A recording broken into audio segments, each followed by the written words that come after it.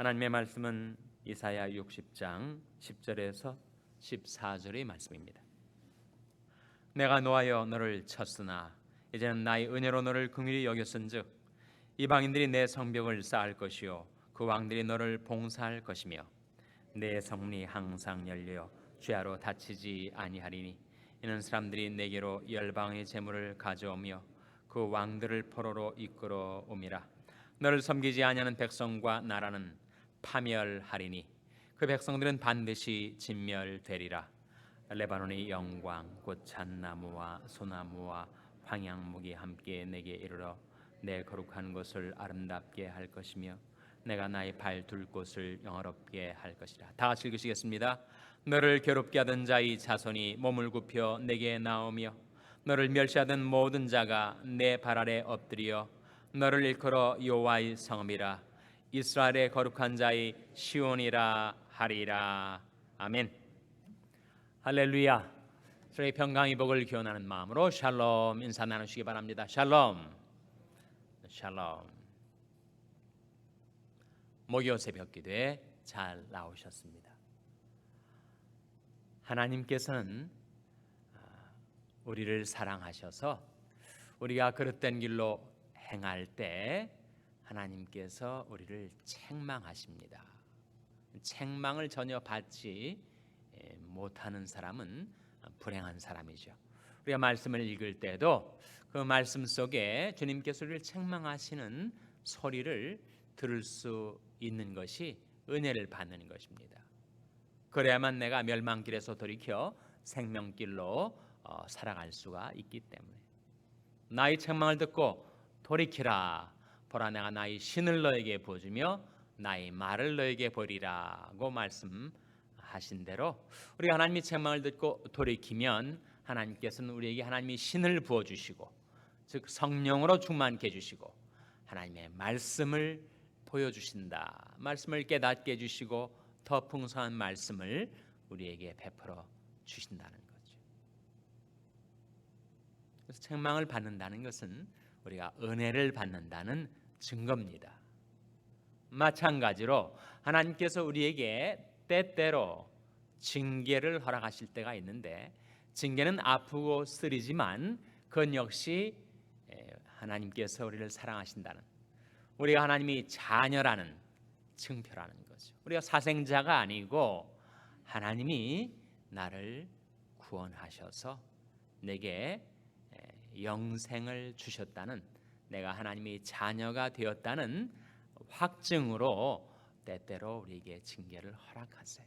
징계를 받으면 아프고 쓰리고 괴롭고 고통스럽지만 그러나 그것은 하나님의 사랑의 증거입니다. 바로 오늘 본 말씀 10절에 이런 말씀이 나오죠. 우리 10절 말씀 같이 읽겠습니다. 시작.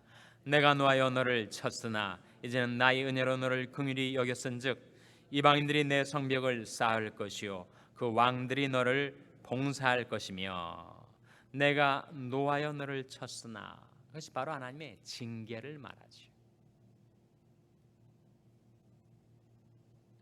chastening이라고도 하고 discipline이라고도 하는 주의 징계. 주님이 우리에게 상급으로 보응하실 때도 있지만 우리에게 징계로 보응하실 때도 있습니다. 이 보응이라는 개념이 물론 성경적인 개념인데 아주 중요한 말이죠.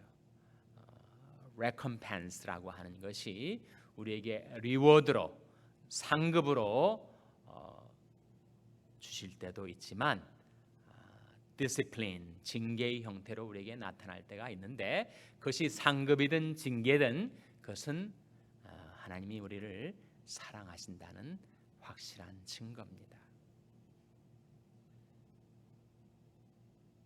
세들백 처치 릭 워린 목사님이 그런 얘기를 하셨어요.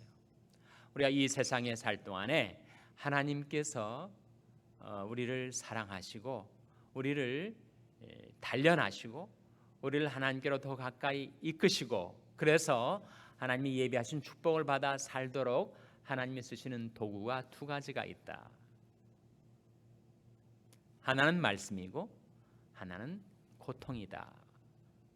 하나님께서 말씀으로 우리를 하나님께로 가까이 이끌어 주시고 복받은 하나님의 백성으로 살게 하시는 방법이 그 하나고, 또 다른 하나는 우리 삶 속에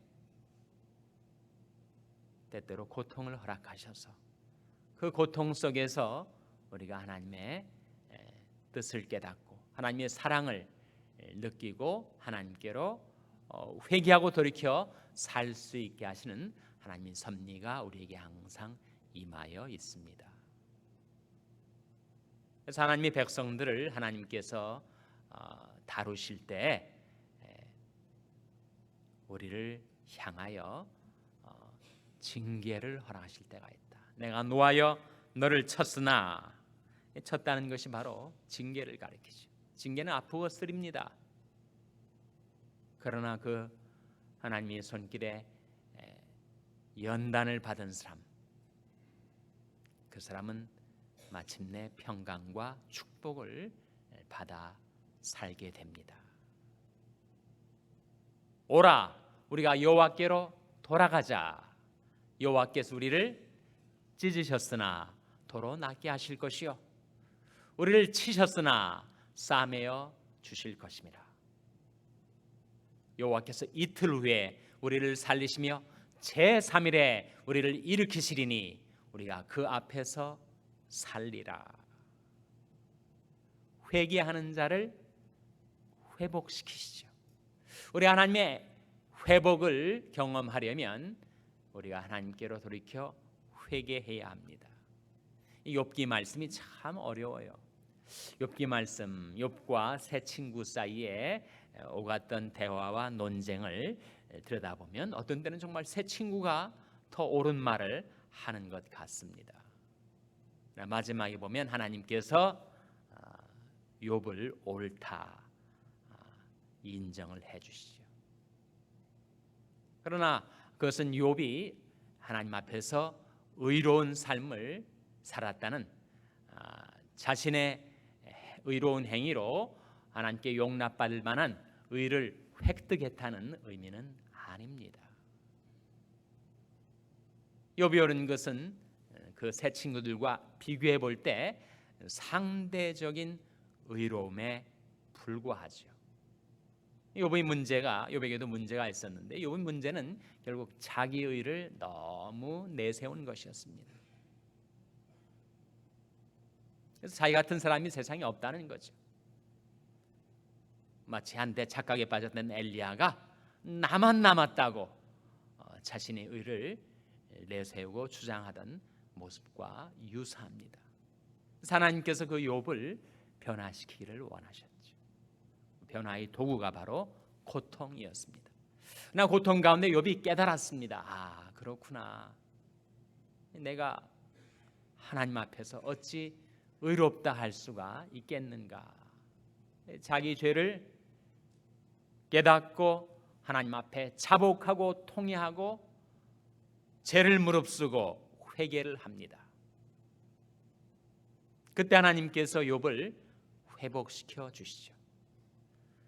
고통 가운데 회개하고 회개하는 자에게 회복을 이루어 주시고, 회복을 이루어 주신다면은 축복을 베푸시는 하나님.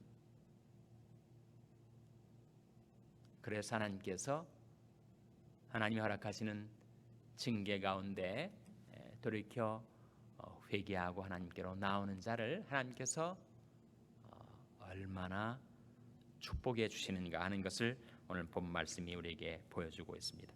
내가 노하여 너를 쳤으나 이제는 나의 은혜로 너를 긍휼히 여겼은즉 이방인들이 내 성벽을 쌓을 것이요 그 왕들이 너를 봉사할 것이며. 그러니까 이방인들이 하나님의 백성들을 위해서 섬기게 해주시고, 세상의 왕들이 하나님의 백성들을 위해서 봉사하게 될 것이다.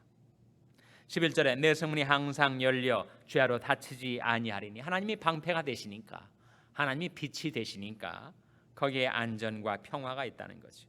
뿐만 아니라 이는 사람들이 내게로 열방이 무엇을 가져오며 그랬습니까? 열방에 재물을 가져온다. 우리 육체를 지니고 있으니 이 세상에 살 동안에 우리가 영적으로만 살 수 없죠. 우리에게 물질이 필요합니다. 건강도 필요하고 재물도 필요해요. 네, 하나님께서 그것을 베풀어 주신다. 회개하고 회복되는 자에게 축복을 베풀어 주셔서 열방의 재물을 그에게 모아 주신다. 그리고 열방의 왕들을 포로로 이끌어 올 것이다. 그래서 너를 섬기지 아니하는 백성과 나라는 파멸하리니 그 백성들은 반드시 진멸되리라. 하나님의 백성들에게 은혜로 의를 주셔서 하나님의 백성들을 대적하는 자를 하나님은 대적하시고 하나님의 백성들을 위하는 자들 하나님은 위하신다 하시는 말씀이죠. 13절에 레바논의 영광 곧 잣나무와 소나무와 황양목이 함께 내게 이르러 내 거룩한 것을 아름답게 할 것이며 내가 나의 발 둘 곳을 영화롭게 할 것이라. 발 둘 것이 뭐죠? 하늘이 하나님의 보좌고 이 땅이 하나님의 발등상입니다. 발 둘 곳이에요. 하나님이 얼마나 무한광대하신지 하나님이 한번 앉으시면 하늘을 보좌로 삼아 앉으시고 하나님의 발이 이 땅에 내려와 발등상을 삼으신다는 거예요. 그 중에서도 특별히 하나님께서 권고하시고 돌아보시고 하나님이 거하시는 처소로서 삼으신 주의 성소, 신약적으로 표현하면 바로 주의 교회, 주의 교회를 하나님께서 어떻게 하신다고요? 영화롭게 할 것이라. 14절 말씀 같이 읽겠습니다. 시작. 너를 괴롭게 하던 자의 자손이 몸을 굽혀 내게 나오며 너를 멸시하던 모든 자가 내 발 아래 엎드려 너를 일컬어 여호와의 성읍이라 이스라엘의 거룩한 자의 시온이라 하리라. 이 예언이 역사적으로 이루어졌습니다. 19세기부터 일어났던 시오니즘, 시온주의, 시온으로 예루살렘으로 돌아가자. 그래서 온 세상에 흩어져 살던 그야말로 나라 잃은 백성의 서름을 1900년 동안이나 간직한 채 그렇게 비참하게 고통 가운데 살아가던 이스라엘 백성이 러시아에서, 유럽에서, 아시아에서, 아프리카에서 토초에 흩어져 살던 이스라엘 백성들이 1948년에 이스라엘로 집결하여 거기에 나라를 세우고 그리고 이스라엘 국가가 확립이 되었죠.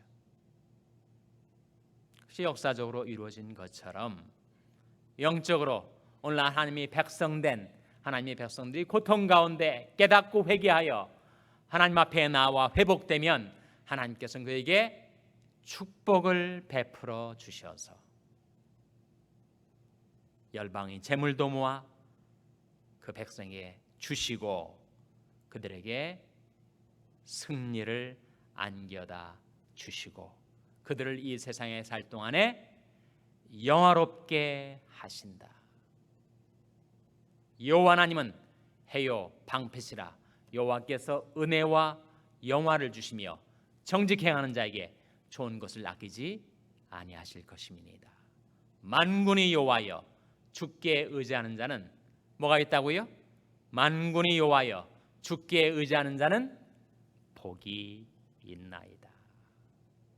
오늘 이사야 60장 본문의 말씀이 우리에게 일러주는 것, 회개하는 자를 회복시키시고 그리고 그를 축복하신다. 그 약속이 저와 여러분의 삶 가운데 이루어지게 되시기를 주님의 이름으로 축원합니다. 기도하시겠습니다. 오늘 말씀 기억하며 하나님, 참 회개하는 자에게 소망이 되시며 구하고 찾는 자에게 기쁨이 되시는 하나님, 저들이 회개하오니 회복시켜 주시고 축복하셔서 사용하여 주시옵소서. 기도하시기 바랍니다. 우리 자녀들을 위해서 기도할 때 하나님, 저희 자녀들이 고통과 좌절 가운데 회개하고 회복되어 하나님의 축복을 받아 하나님의 영광을 위해서 쓰임받는 일꾼들이 되게 해달라고 기도하시기 바랍니다. 평생 있는 연약한 지체들을 위해서 기도해 주시기를 바랍니다. 생명의 하나님, 꺼져가는 생명 지켜주시고 소생시켜 주셔서 저들을 통하여 영광을 받아 주시옵소서. 위하여 기도해 주시기 바랍니다. 우리 샬롬 교회를 위해서 기도할 때 하나님, 저희 샬롬 교회가 참으로 회개하고 주님을 소망 삼고 주님을 구하고 찾아 주님 주시는 기쁨과 축복을 받아 누리는 교회가 되게 해달라고 기도하시기 바랍니다. 여러분의 생업을 위해서 기도하시고 한미 가정 상담소의 사역을 위해서 기도해 주시기를 바랍니다.